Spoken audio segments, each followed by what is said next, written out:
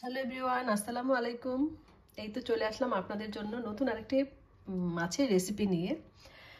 এটা আমি আরও কয়েকবার করেছি আর খুবই মজা ছিল, তাই ভাবলাম আপনাদের সাথে আমি আজকে শেয়ার করি। আমি আজকে ইলিশ মাছ রান্না করছি, মানে ওই যেভাবে আমরা মাছ আর মাছ মশলা আর তরকারি দিয়ে মাখিয়ে রান্না করি সেভাবে রান্না করব। আমি কোনো মানে ওই যে বাগার দিয়ে রান্না করে সেভাবে করব না। আর যারা বাইরে পড়তে আসে বা অনেকের আছে যে রান্না করার সময় হয় না, তারা চাইলে এইভাবে রান্না করতে পারে, মাখিয়ে রান্না করা মাছ দিয়ে। তো এই মাছটা আমি মানে বেছে কেটে তারপর ভালোভাবে পরিষ্কার করে হালকা লবণ হলুদ আর মরিচের গুঁড়া দিয়ে মাখিয়ে রেখেছিলাম। আর ইলিশ মাছে যদি একটু লবণ মাখিয়ে রাখা যায় তাহলে সেটা খেতে খুব সুস্বাদু হয়।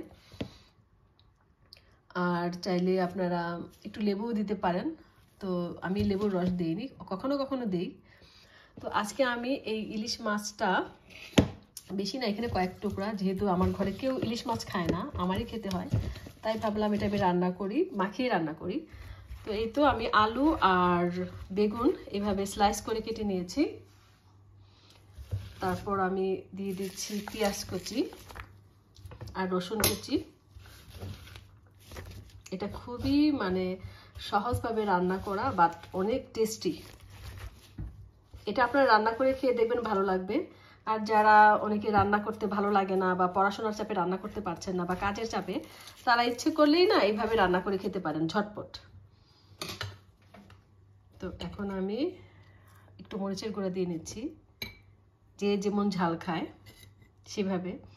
তারপর হলুদের গুঁড়া দিয়ে দিচ্ছি লবণ পরিমাণ মতো। আর এটা আমি রান্না করব আজকে সরিষার তেল দিয়ে। ইলিশ মাছ সরিষার তেল দিয়ে রান্না করলে সেটা অনেক মজা হয়। আমি হলুদ আর মরিচ ছাড়া কিন্তু অন্য কোনো মশলা দেইনি, জিরা বা ধইনা দিব না। আর ইলিশ মাছে না জিরা ধইনা না খেলেই বেটার, পুরোপুরি সুন্দর একটা গন্ধ আসে।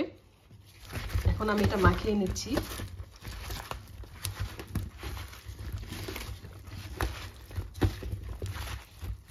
এটা মাখা মাখা হবে এই তরকারিটা। আমি 2টা শুকনো মরিচ দিয়ে দিলাম। এখন আমি মাছটা দিয়ে আবার মাখাবো। খুব সুন্দর একটা স্যান্ড বের হয়েছে আর সরিষার তেলের ঝাঁঝালো গন্ধ, মানে খুবই টেস্টি।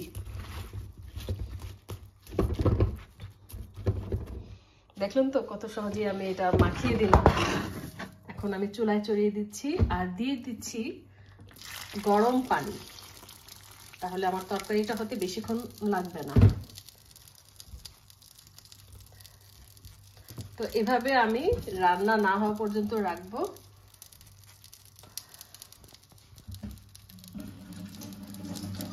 এটা লাস্ট লুক যদি দেখতে চান তাহলে আমার পেজে চোখ রাখুন।